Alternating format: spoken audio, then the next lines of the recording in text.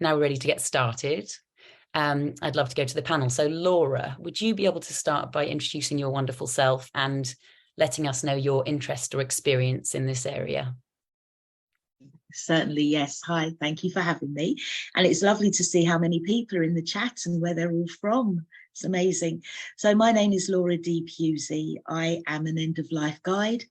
I'm a funeral arranger, funeral celebrant, and I'm also a grief and bereavement counsellor, mentor and coach. Now, I've always been curious about dying and death. But my journey really started around 2015 when my aunt passed away. Ever since then, I've created 2 businesses and I've authored 2 books, one that helps us to plan and prepare for the end of life, and the other one to help us to understand or overstand grief. Lovely, Laura, thank you. So we had a question from Sarah. Thank you, Sarah. How can we start the conversation about death with children before it happens? How can we be proactive about this discussion rather than being forced into a reactive corner when it occurs in our children's lives? Laura, would you be able to kick us off? Yes, certainly. I think that the hesitation or the reticence sometimes comes from the fact that none of us really know the answers. And so we don't want to make it look as if we don't know the answers to our children, to our young ones, if they are going to ask us a question that might leave us a bit flawed. But I think that the conversation should start well before any actual death occurs. We experience death practically every day. We see the seasons change. We watch food. Well, we don't really watch food perish, but it perishes. Also on television, death is often spoken of and it's often viewed quite freely. So I think that we need to just normalize these conversations of death, take the sting out of it and see it as a natural transition, because that's what it is, and explain that this is something that happens to everybody. We enjoy our lives to the fullest. We make use of every single day, and then the time will come when we won't be here anymore. But then we can look back over the life that has been lived, and it continues. The joy continues, the love continues. So I really think it's about just having those conversations, normalizing it. This is what I'd like, and this is what happens, and this is what I know. Oh, I don't know the answer to that. Let's go and look. Let's see if we can find out. I think that it's about education and exploration, and having forums like this where we can have open discussions on what actually is death and how do we deal with it. I think it's very important that we include our children in these conversations, because so many adults are suffering from different symptoms and experiences, because back then when somebody they cared about passed away, they weren't given the voice to speak and express themselves.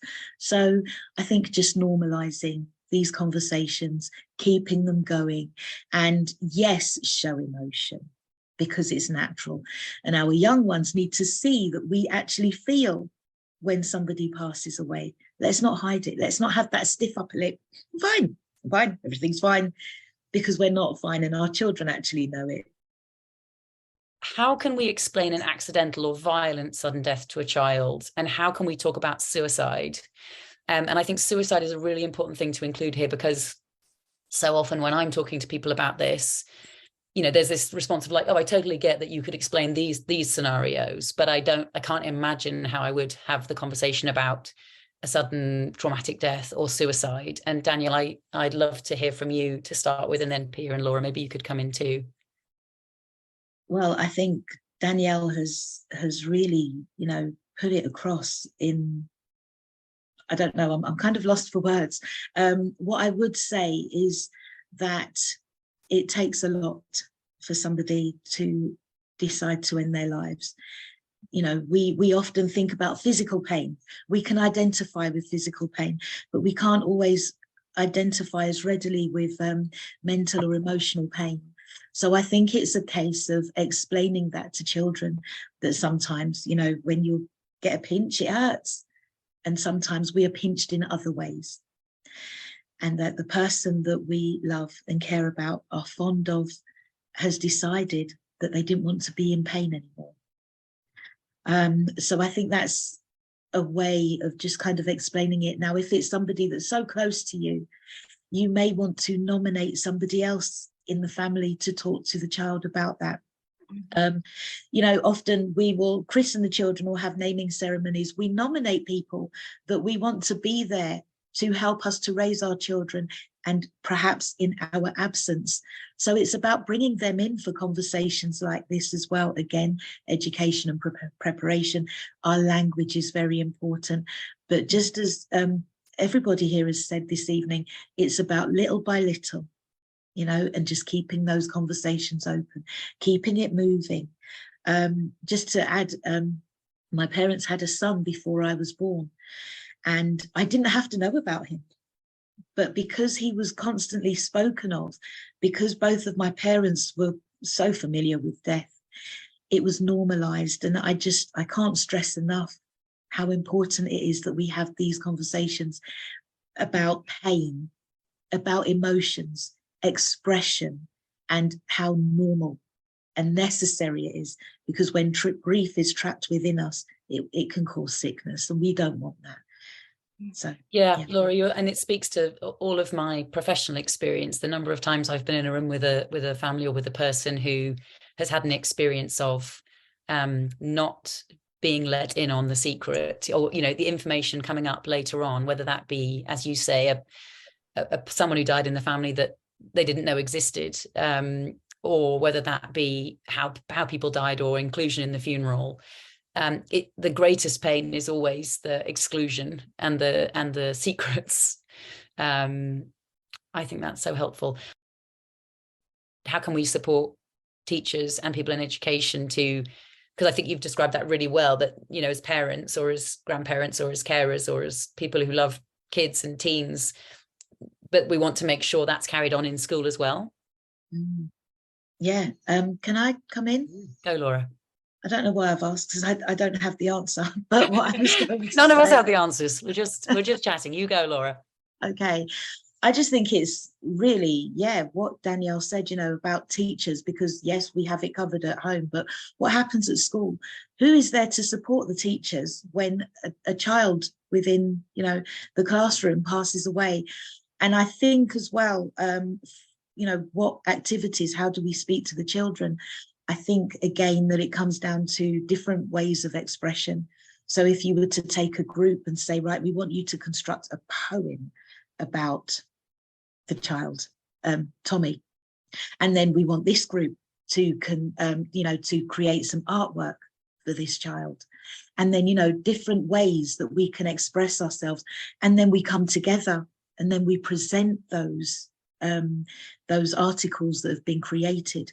I think that would be so much more effective than having a teacher stand up in assembly and say, you know, this is what's happened, and if you want some help and support, then you can come and find us later. No, we need to jump in. We need to be in with them. You know, we need to be speaking about it. And, well, what do you think she would have liked? And what do you think she would have been thinking at that time? And what were your last conversations with her? You know, what colours did she like? And what music was she into? What did she like on television? Regardless of the age, there will always be something that we can ask to just bring up the emotions, because we want the tears. We want the sadness. We want the sorrow. We need to see it. Again, instead of it being trapped within, because then it's going to come out in the future. And none of us can afford that. So if anything, make it easier for yourself.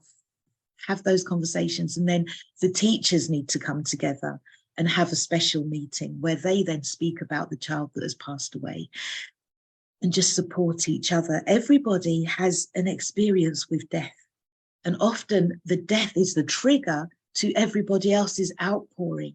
So let's come together and have these conversations. Gorgeous. Yeah. Too passionate. So I'm just... John has asked this question, but it relates to another question too, basically about children at funerals. It feels really important to bring this in. So John's question: being a foster carer, a child in my care was told his dad had died a few months ago. The child, who I still care for, was upset he couldn't say goodbye at the funeral as this had already happened. How do you handle this? And then related to that, Natalie asks, how can we normalize children's attendance at funerals of loved ones? And I might just throw in my experience of this, that I meet a lot of people who didn't get to go to their grandparents' funeral, sometimes like 60 years ago. And it's like a wound that is just right there. You know, it's like, it's as if it happened yesterday. There's a sense, my experience is there's a sense of being excluded from some hugely important rite of passage. There can be a sense of like not being certain the person died because I wasn't there. I didn't see the coffin. I wonder if you guys have thoughts on this. I think we're probably all on the same page about whether children should come to funerals or not. But if you have thoughts, Laura, I wonder if you have some good experience of this as a celebrant. Yes, with regards to John's situation, have a funeral. Have a funeral.